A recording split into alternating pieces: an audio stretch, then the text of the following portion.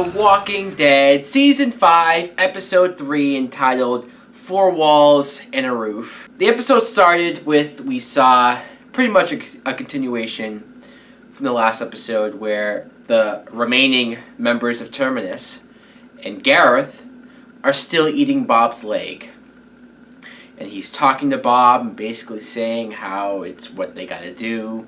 And you see a bunch of walkers outside of, I guess it was an elementary school that they have closed off.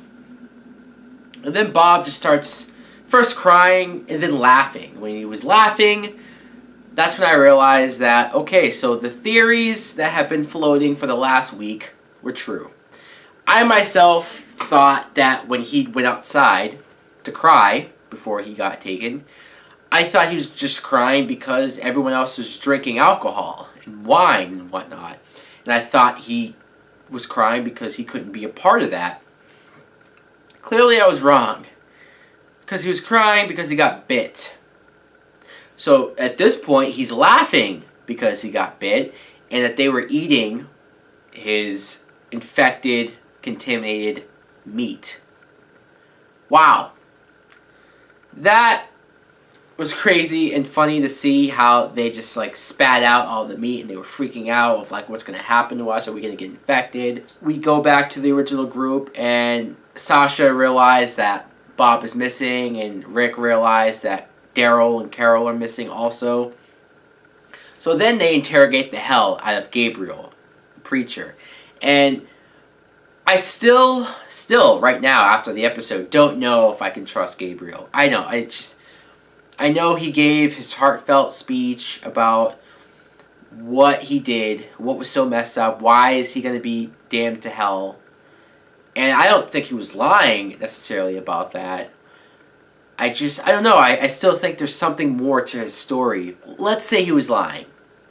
If he was lying, he did give a hell of a performance. I'll admit that when he was crying. Then Bob's body is left right outside the church, and they find him, and then Bob tells them that he was bit. And then we have a moment where Abraham fights with Rick. They get into an argument, a spat, where Abraham basically says, alright, this place has been compromised, and I gotta take Eugene out of here. Go to Washington, we fix the bus, we're getting the fuck out. And Rick's saying, no, you're not taking the bus. We're not gonna leave until Daryl and Carol come back and until we handle the situation. And the two were about to fucking go at it. I mean, Abraham said, stop me.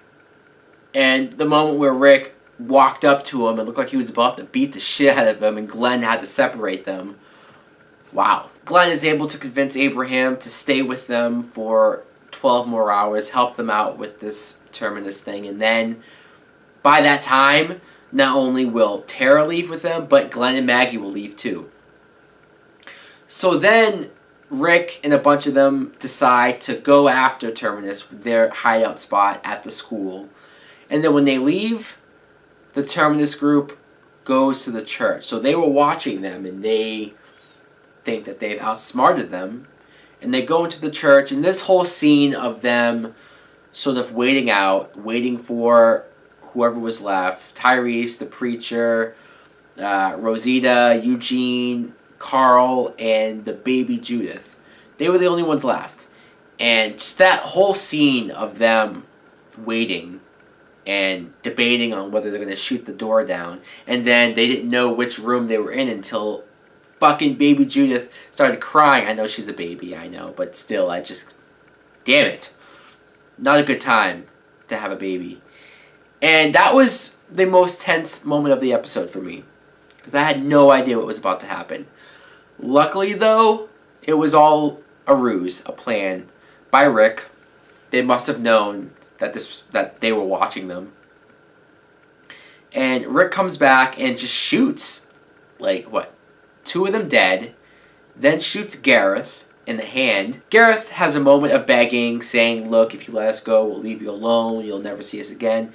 And Rick just says, you're going to do this to somebody else.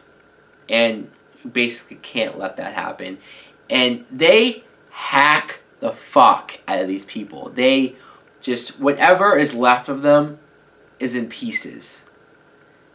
And as much as I think that ultimately this was necessary, they had to kill them. They had to. Only because you just can't trust them. You know that they would have come back. Or even if they wouldn't, yeah, they would have done that to somebody else. So, completely understandable. I wish I would be strong enough to do that too. But I also understood Glenn and Maggie, Tyrese, Tara, especially the preacher, having a look on their face like, whoa, this is pretty brutal. Because it was. It was vicious. To see where Rick started from season 1, hell, season 2, where he never would have done something like this, to now, it's a complete change. It's a complete 180. And I guess in some ways you gotta be like this in order to survive. It was great to see Michonne get her sword back, because I just couldn't imagine her without her sword. And then Bob dies. Bob has his moment. And again, I think I said this last week where I thought he was going to die a different way.